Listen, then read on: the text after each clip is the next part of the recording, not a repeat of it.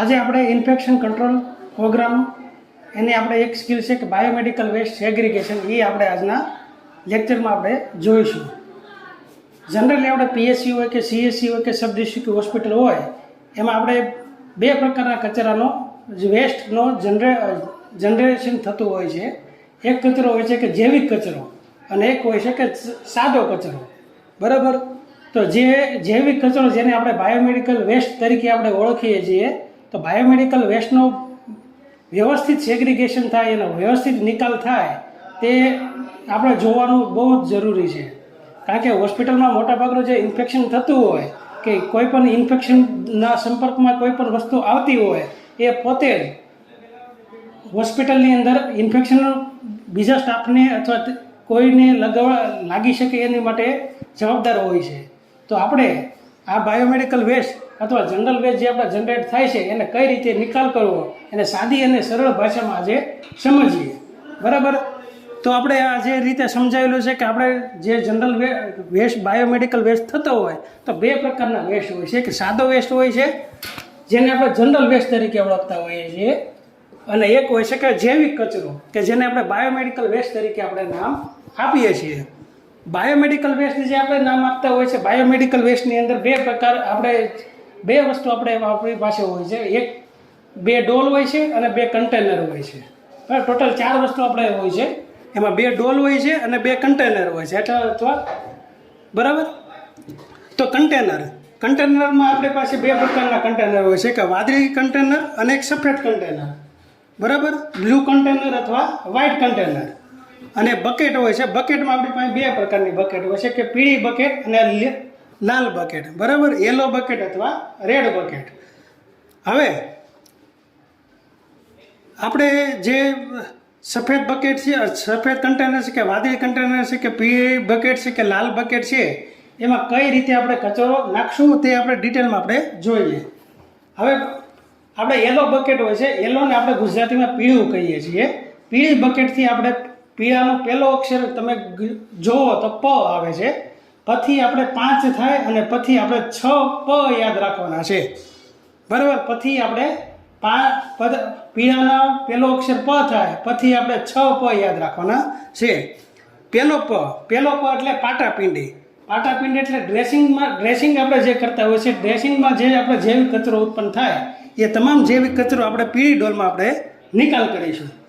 પછી બીજો પ આવે છે પગનો. પગ એટલે એક માનવીય અંગ કહેવાય છે કે હ્યુમન ઓર્ગન કહેવાય છે. તો એ હ્યુમન ઓર્ગન અથવા એમ્પ્યુટેટર જે આપણે જે માની લો કે કોઈને ઓપરેશન હોય તે નખ કે અંગૂઠો કે કોઈ પણ પ્લાસેન્ટા કે કોઈ પણ વસ્તુ હોય માનવીય અંગો, તો એને આપણે પીળી ડોલમાં આપણે નિકાલ કરવાનો હોય છે. ત્રીજો પ આવે પેરાસિટામોલ. પેરાસિટામોલ એટલે કે દવા તો કંઈ કે એક્સપાયર થયેલી દવા જે હોય છે એને આપણે પીળી ડોલમાં આપણે નાખશું. પછી ચોથો પ આવે છે કે પૂમડું. જ્યારે લેબોરેટરીમાં લેબ ટેકનિશિયન હોય, બરાબર, જ્યારે કોઈ એને સ્લાઇડ લે છે તો દર્દીના આંગળી ઉપર કે જે જગ્યાએ સેમ્પલ લેવાનું હોય ત્યાં રૂના પૂમડાથી તે સાફ કરે છે. તો એ જે પૂમડું હોય છે એ પણ જાય પીળી ડોલમાં. પછી પથી આવે છે પેશાબ અથવા લોહીના સંપર્કમાં આવેલી કોઈ પણ વસ્તુ, બરાબર, એ વસ્તુ જાય પીળી ડોલમાં. પણ આમાં આપણે એક વસ્તુ યાદ રાખવાની છે કે પ્લાસ્ટિક અને રબર જે વસ્તુ હોય છે, બરાબર, એ વસ્તુ આપણે આમાં નહીં આવે. બરાબર. બાકી કોઈ પણ વસ્તુ છે કે પ્લાસ્ટિક અને રબર સિવાયની કોઈ પણ જે પેશાબ અને લોહીના સંપર્કમાં આવતી હોય બધી વસ્તુ જાય પીળી બકેટમાં. બરાબર. હવે પછી આવે છે પાઉચ. બરાબર. આપણે જે પ્લાસ્ટિક અને રબરનું જે કીધું કે પાઉચ એટલે કયું પાઉચ કે બ્લડ યુનિટ હોય છે કે લોહીનો સંગ્રહ કરેલો જે પાઉચ આવે, લોહીની થેલી આવે, તો એ આપણે જાય પીળી બકેટમાં. બરાબર. તો આ રીતે આપણે 6 પ યાદ રાખવાના છે. બરાબર. પહેલા પછી પાટાપિંડી, બીજા પછી પગ, ત્રીજા પછી પેરાસિટામોલ, ચોથા પછી પૂમડું, પાંચમા પછી પેશાબ અને લોહીના સંપર્કમાં આવેલી વસ્તુ, અને છઠ્ઠા પછી આપણે પાઉચ, બ્લડનું પાઉચ. બરાબર. આ રીતે આપણે સીધી અને સરળ ભાષામાં આપણે પીળી ડોલમાં કે પીળી બકેટમાં કઈ વસ્તુ નાખવી એ યાદ રાખી શકીએ છીએ. હવે બીજી આપણે બકેટ આવી છે કે લાલ. બરાબર. લાલને આપણે અંગ્રેજીમાં રેડ કહેતા હોઈએ છીએ. બરાબર. રેડ આપણે જ્યારે કહીએ છીએ તો એનો પહેલો શબ્દ આવે ર. બરાબર. તો રથી શું બને? રબર. બરાબર. લાલને શું કહેવાય? રેડના રથી શું બન્યું? તો રબર. રબરની કોઈ પણ વસ્તુ હશે તો કેમાં જાય? લાલ બકેટમાં. હવે બીજો શબ્દ આવે છે કે પ્લાસ્ટિક. પ્લાસ્ટિકમાં તમે જોશો તો અહીંયા લ આવે છે, બરાબર, લા લખેલું છે, બરાબર, લાથી લાલમાં, બરાબર.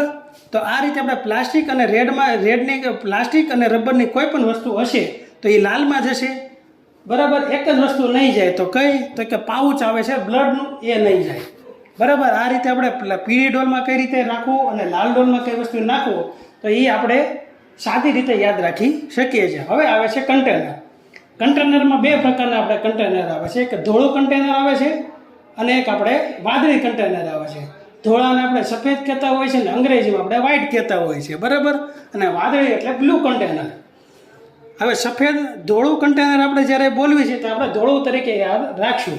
ધોળાનો પેલો જે શબ્દ શું છે થાય છે ધજાનો ધથી આપણે યાદ રાખવાનું છે ધાતુ. ધાતુને અંગ્રેજીમાં કહેવાય છે કે મેટલ. તો મેટલની કોઈ પણ જે કચરો જેવી કચરો થયો હોય તો ક્યાં જાય? ધોળા કન્ટેનરમાં. હવે બીજું આવે છે કે વાદળી કન્ટેનર. વાદળી ઉપરથી આપણે વાંકા યાદ રાખવાનું છે, વાંકા સૂકા. એમાં આપણે એક યાદ રાખવાનું છે વાંકા. વાંકા એટલે વાગે એવો કાચની વસ્તુ જે છે કેમાં જાય? વાદળી કન્ટેનરમાં. તો આ રીતે જો આપણે યાદ રાખશું તો બરાબર જેવી કચરો કઈ રીતે આવે છે એમાં બે કન્ટેનર આવશે, બે બકેટ આવશે. કન્ટેનરમાં બે આવશે, એક ધોળું કન્ટેનર અને એક વાદળી કન્ટેનર. ધોળા કન્ટેનરમાં ધથી ધાતુ, વાદળીમાં વાથી વાંકા, વાગે એવો કાચ અને ધાતુ એટલે મેટલ, બરાબર. આ રીતે આપણે નિકાલ કરશું. હવે આવે છે બકેટ. બકેટમાં બે આવશે, પીળી અને લાલ. પીળીમાં આપણે 6 પ યાદ રાખશું: પાટાપિંડી, પગ, પેરાસિટામોલ, પૂમડું, પેશાબ અને લોહીની સંપર્કમાં આવેલી વસ્તુ અને પાઉચ, બરાબર. તે જ રીતે લાલને ગુજરાતીમાં રેડ કહેવાય. રેડમાં રમકડાના રથી રબર બનશે, બરાબર. લાલ આપણે પ્લાસ્ટિક નામનો શબ્દ બોલ્યો છે, પ્લાસ્ટિકમાં લા આવે ને લાથી લાલ થાય, બરાબર. આ રીતે આપણે નિકાલ કરવાનો છે જૈવિક કચરાનો, બરાબર. હવે આવે છે સાદો કચરો અથવા જનરલ કચરો. એમાં બે પ્રકારની ડોલ આવે છે કે વાદળી અને લીલી, બરાબર. લીલામાં આપણે એવો યાદ રાખજો, લીલા ભીના શાકભાજી. લીલા ભીના શાકભાજી જે હશે એટલે કેમાં જાય? લીલામાં, બરાબર. વાદળીમાં આપણે શું અહીંયા કીધું તો વાંકા સૂકા. આમાં આપણે શું હોય? વાંકો ચૂકો. એટલે સૂકો કચરો કેમાં જાય? વાદળી ડોલમાં. લીલા ભીના શાકભાજી કેમાં જાય? તો લીલી ડોલમાં, બરાબર. આ રીતે આપણે જૈવિક કચરાનો નિકાલ કરવાનો છે, બરાબર. હવે આપણે ડેમોન્સ્ટ્રેશન બાબતે આપણે જે ડેમોન્સ્ટ્રેશન દ્વારા સમજીએ કે કયું કન્ટેનર છે અને કયા ડોલ છે, એ રીતે સમજે, બરાબર. આપણે જૈવિક કચરાની વાત કરીએ તો જૈવિક કચરાની અંદર બે બકેટ આવે છે, એક પીળી અને લાલ. પીળી અને લાલમાં ધ્યાન રાખો, આપણે ફરજિયાત આપણે ફૂડ ઓપરેટ બકેટ આપણે વાપરવાની છે. જે બકેટ આપણે વાપરતા હોય છે જૈવિક કચરા માટે ત્યાં બાયોમેડિકલ હજારનો સિમ્બોલ આપણે હોવો જરૂરી છે. જે ફૂટ ઓપરેટ હોય તો જો ફૂટ ઓપરેટથી તમે ઓપરેટ કરતા હો તો તમારે હાથને અડવાની જરૂર નથી. નોન ટચ ટેકનિકથી આપણે કચરો નિકાલ કરવાનો છે. માન લો કે આ ફૂટ ઓપરેટર આપણી પાસે છે, આપણે આ રીતે કરીએ એટલે આ ખુલી જાય અને કોઈ પણ કચરો હોય તો આપણે નિકાલ કરી શકીએ છીએ. તો ફરજિયાત બધી જગ્યાએ આપણે ફૂટ ઓપરેટર આપણી પાસે બકેટ હોવી જોઈએ. બીજું આપણી પાસે છે ધોળું કન્ટેનર અને વાદળી કન્ટેનર, બ્લુ કન્ટેનર અને વ્હાઇટ કન્ટેનર, બરાબર. આ રીતે આપણે કન્ટેનર રાખવાના રહે છે. જે જગ્યાએ જે જૈવિક કચરો ઉત્પન્ન થતો હોય એ પ્રમાણે આપણે મૂકવાનું હોય છે. હવે આપણી પાસે બે ડોલ આવશે કે સાદા અથવા જનરલ કચરા માટે, એક બ્લુ ડોલ અને એક ગ્રીન ડોલ, બરાબર. ગ્રીન ડોલ એટલે લીલા ભીના શાકભાજી. વાદળી ડોલમાં આપણે નાખીશું વાંકો ચૂકો એટલે સૂકો કચરો, બરાબર. પીળી ડોલમાં પથી 6 પ, લાલમાં રેડ અને પ્લાસ્ટિક, ધોળામાં ધાતુ અને વાદળીમાં વાગે એવો કાચ. તો આ રીતે આપણે બાયોમેડિકલ વેસ્ટનું સેગ્રિગેશન કરવાનું છે. બીજું કે આપણે ધ્યાન રાખવાનું છે કે જે બાયોમેડિકલ વેસ્ટનો કચરો જનરેટ થાય છે 48 કલાકની અંદર આપણા સેન્ટર આપણી જે જગ્યાએ આપણે કામ કરતા હોય ત્યાંથી આપણે ડિસ્કાર્ડ કરવા મોકલી દેવાનો હોય છે, બરાબર. વધુ 2 દિવસથી વધુ આપણે રાખવાનો નથી.